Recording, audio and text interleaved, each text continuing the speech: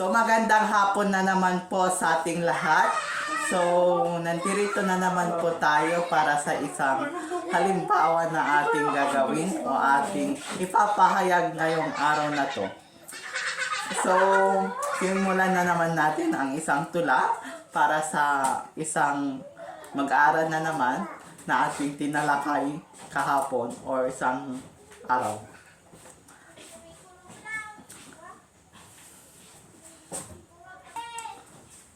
So nandito na naman po tayo sa araw na to para sa isang mabuting pahayag na naman tungkol sa ating papahayag today.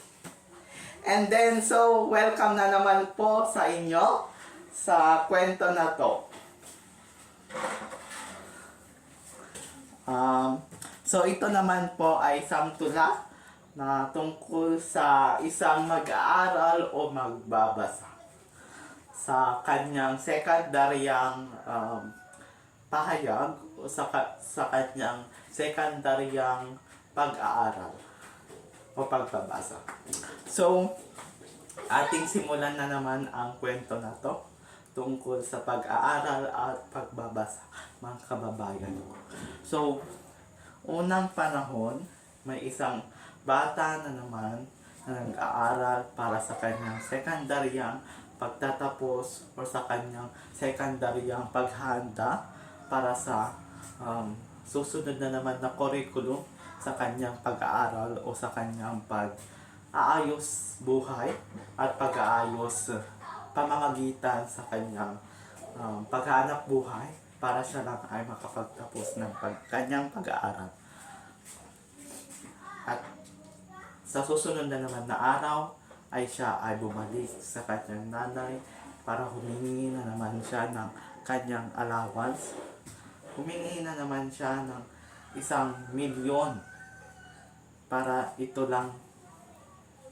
lang ay gagamitin niya para sa mga proyekto niyang gagamitin sa kanyang proyektong ipapahatid at proyektong ipapasa niya sa kanyang gurong matalino. At ito namang nanay niya ay nagbigay na naman ng 1,000,000 naman para para siya lang ay makapaghanap buhay at para siya lang ay makapagbigay din ng itataguyod niya para sa kanyang anak. Sa susunod na naman na araw ay siya ay pumunta para maghanap buhay ang kanyang nanay, kanyang tatay. Sa araw na yon ay nagpaalam ang anak para umuwi na naman sa kanyang sekundaryang curriculum at inahandahan niya ang kanyang unang taong kolehiyong curriculum. At nagpaalam na ito sa kanyang nanay. Sabi ng anak, "Nay, umuwi na po ako at ako'y hinahanap po ng mga tiyo ko sa ibang bansa." Sabi ng anak, "Sige anak, mag-ingat ka, palagi kang magdarasal sa Panginoon kung ano man ang hindi mo kayang gawin, para si Lord lang ang mag-guide sa'yo at tumulong sa'yo." Sabi ng kanyang nanay. Sabi ng kanyang nanay, "Opo nanay," sabi naman ng anak. So yun na araw ay pumunta na siya sa ibang bansa para paaralin naman ng kanyang tiyo. Kasi itong tiyo niya ay isang mambubukid din, katulad ng kanyang mga nanay at tatay na naghihirap buhay din.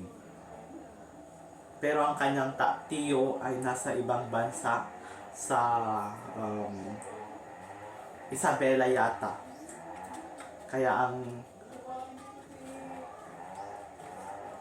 ang kanyang tiyo ay naghanap buhay din para meron din siyang ipamigay buhay, pamigay buwis sa kanyang inaanak na bata na ito. Kasi itong bata na to ay makulit, mahirap magbasa siya, mahirap siyang magsulat. Kaya sabi ng kanyang nanay, alagaan mo kung ano ba ang kaya mo lang gawin, protektuhin mo ang mga gagawin mo sa paaralan. Kaya ang guro niya ay naghirap na nagtuturo sa batang yon. Kasi lahat ng mga gawain niya hindi niya kayang gawin.